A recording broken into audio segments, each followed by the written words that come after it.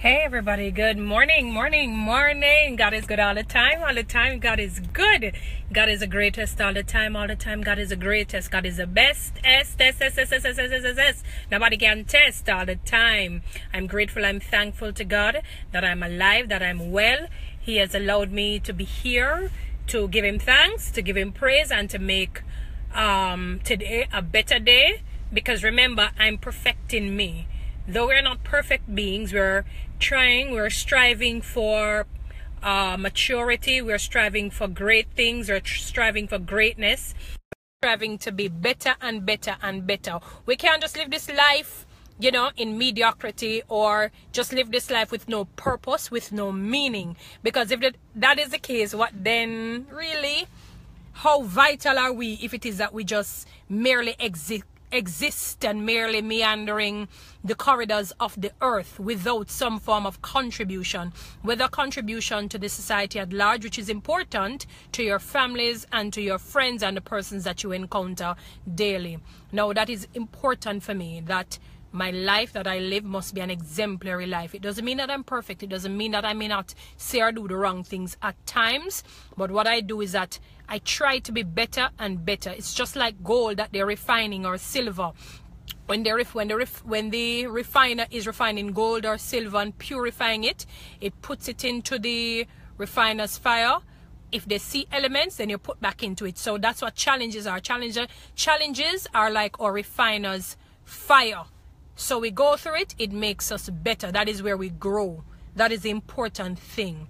All right. And that brings me to talk about the kind of associates and the kind of language and the talk that comes from us.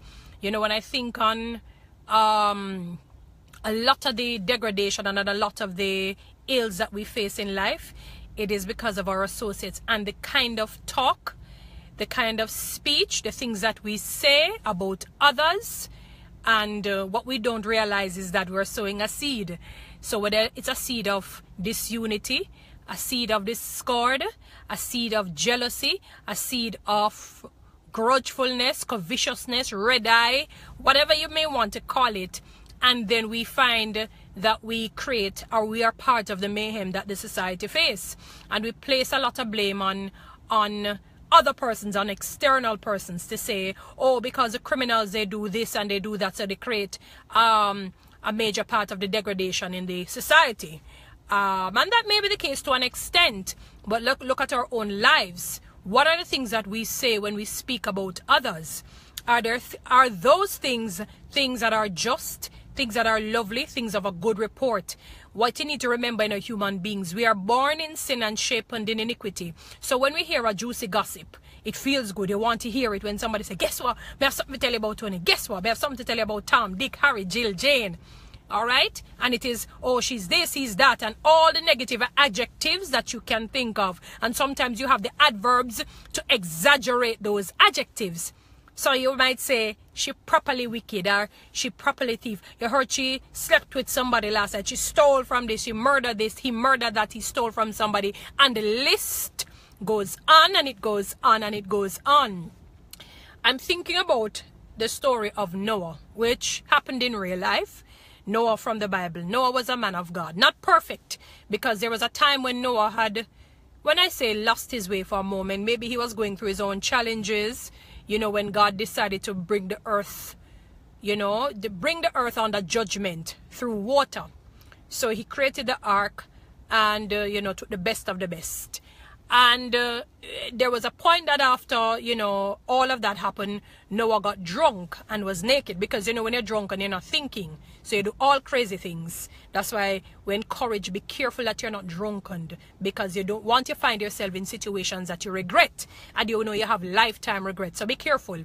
All right. So Noah was drunk and he was naked. And one of his sons, Ham, he decided to embarrass his father by spreading a gossip, or spreading a slander that he decided to spread a slander or go around embarrassing and highlighting the fact that his father is naked, his father is drunk, and laughing and making a mockery of his own father, and went on and carried the news, and it had a snowballing effect. So he told one or two, the other one or two told others, and it went on and it went on. His other two sons did the diametrical opposite.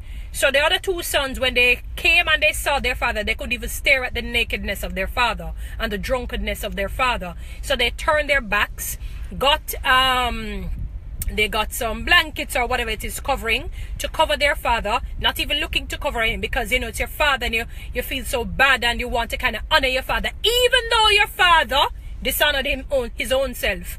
And they covered their father. They did not disgrace their father. They didn't go out and tell others, oh, my father got drunk and was naked and whatever. He may have been behaving anyway, I don't know.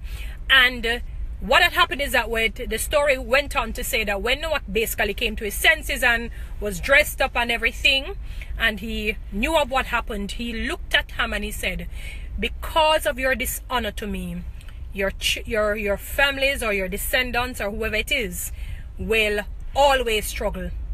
You will always have difficulties, and you won't see that level of prosperity that he really should have seen. And the opposite, he gave his blessings to the other sons who sought to honor him, to not disgrace him, even though he may have been in the wrong. Even though he may have been in the wrong. You follow what I'm saying to you? So that is important for persons to understand, that even sometimes if the person, whether it's your family member or your friends or a stranger to you, is in the wrong, ask yourself this question: am I without blemish? Am I without sin? Am I without fault? Would I like for somebody to slander and to spread my name and to carry my name to the ends of the earth, that I'm this, that, and the other? Also, what I've heard of the person, is it true? Because what persons don't understand is that slander is devilish. That's the root. One of the root meaning of slander is devilish. All right. So some of it, majority or 90% of the times, I should say 100% of the slander that you hear, the gossip that you hear, that a lot of the truths are eliminated, or the real reason why something may have happened or may not have happened. Because let me say 90% of the time, or 100% of the time. I'm sorry, I'm going to take it to that extent. A lot of the things are left out because it was a flawed story, or a story that was exaggerated and added things, because people want a story to be juicy and gossip. They don't want to come with somebody and say, oh, the person stole cookie from the cookie pan. And I'm talking about literal cookie now. You don't want to come with something that is that's a weak gossip. You want something juicy, so you add to it. The person not only stole, they went to the bank and they robbed the bank. They went to the store and they robbed the store, and you add more things that did not go the way you said it had gone. And then it has a snowballing effect. You tell one or two friends, that one or two friends call 2 or 3 other friends. 2 or 3 other friends call 5 friends. Those 5 friends call 10 friends. And then it spreads. And then this is the cliche.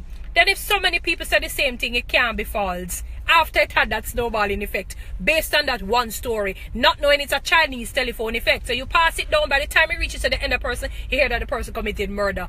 No longer was its cookie stolen from the cookie jar, or the lack thereof. The person may not have done that. The person probably went to the jar to prevent moths and roaches and whatever to go inside that jar. But because of what was perceived, or maybe the jealousy that the person has towards the individual, they just decided to create a gossip and a story. And let me highlight this. I'm going to put this punchline in. The very same person that gossips with you about another, they're going to gossip about you with somebody else. I'm not asking you that. That is a fact. I've seen it. All right? And the list goes on, and then we wonder why the society and the world at large is in the mayhem it is in. I was listening to a preacher speak this morning, and the speaker was saying they know of a minister who, I don't know what wranglings or some kind of negativity that person went into. I don't know what the person, they didn't highlight the issue, but what they say is that the minister got involved in something that they should not have got involved in, and another minister got up and crucified his own compatriot, his own comrade, let's put it that way, you know. And after crucifying that particular individual, people, sorry, let me pause a minute, I'm going to get back to this video.